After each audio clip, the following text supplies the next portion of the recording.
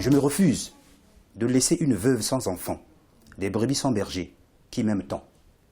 Je me refuse d'être un rien qui n'a rien fait de sa vie, de son pays et de sa famille. Je refuse que ma sortie de ce jour ait laissé un cadet à l'autre rive de la vie, ne sachant ni nager, ni conjurer, ne sachant encore ni le pourquoi, ni le comment.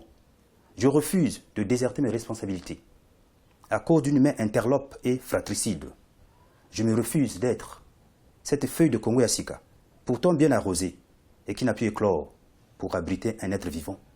Je me refuse cette ingratitude des fils du serpent. Ô Congo, où vas-tu? La mort est un agent de l'ordre et du désordre. Un hurluberlu abrupte qui t'attend un jour au coin de la rue sans crier gare. Il manque d'amour parce qu'il est né par insémination. Je vous en conjure, fils du Congo, par le Dieu du ciel et les paroles des ancêtres sur la terre. Ne réveillez pas la mort avant qu'elle le veuille. La lamentation est un poème funéraire. C'est un chant qui est écrit et qui devrait être récité. Récité pourquoi? À l'égard de quelqu'un qui vient juste de mourir. C'est comme un hymne. Et lorsqu'on écrit un hymne, on le comporte de l'espoir que cet hymne sera récité par la congrégation, pour ne pas oublier les faits qui sont passés et pour entrevoir l'avenir, pour ne pas retomber dans les mêmes choses.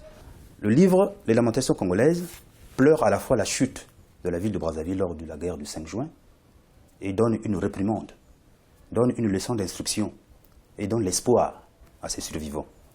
Donc à travers de ce livre, le poète était un témoin oculaire des événements qui ont survenu. Le poète, il veut offrir à travers ce recueil à son peuple, à ses frères, à ses concitoyens, l'espoir au milieu du désespoir. C'est cela le but des Lamentations congolaises. Il y a eu des moments où le Congo a subi la mort. Alors j'essaie d'exprimer cela par une élégie, et cette élégie, c'est les Lamentations congolaises. Donc c'est un genre littéraire, mais un genre poétique. Une élégie, ce sont des poèmes que vous adressez à l'égard de quelqu'un qui est mort, pour essayer de pérenniser sa mémoire et de le rendre un peu permanent au milieu des hommes. Je puise mon inspiration d'abord de la Bible, parce que la Bible est la première littérature qui existe à mon égard. Et dans la Bible, il y a un livre qu'on appelle les Lamentations de Jérémie. Alors, ce livre, les Lamentations de Jérémie, m'a beaucoup inspiré, parce qu'un jour, Jérémie aussi se tenait devant un mur pour pleurer des situations qui arrivaient à son pays. Et pendant qu'il pleure, il essaie d'entrevoir le futur. Donc la Bible est ma première inspiration. C'est ainsi que la composition, la structure même de ce livre et son thème a été tiré du livre des Lamentations de la Bible. Parce que tu ne peux pas faire de la poésie sans avoir lu les poètes.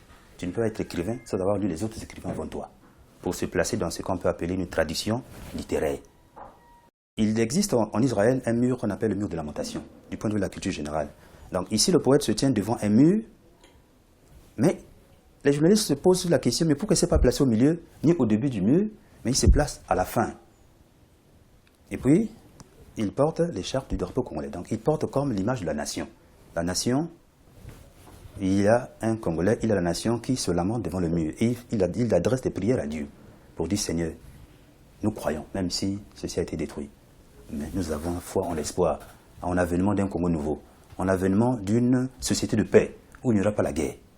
La culture de paix pourra être célébrée dans les jours à venir. Donc, le poète s'imagine qu'il a des compatriotes à côté de lui.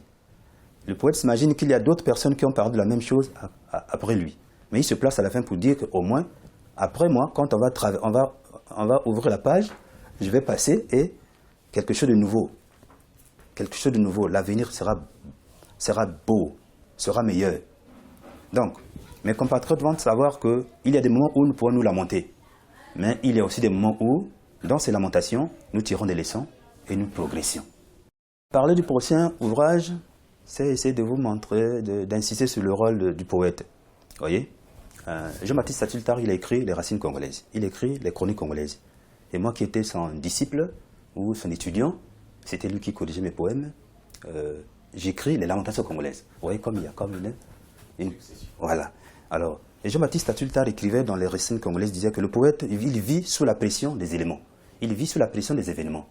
Par exemple, cet événement de la guerre m'a fait pression pour que l'inspiration soit suscitée à écrire. Donc, le poète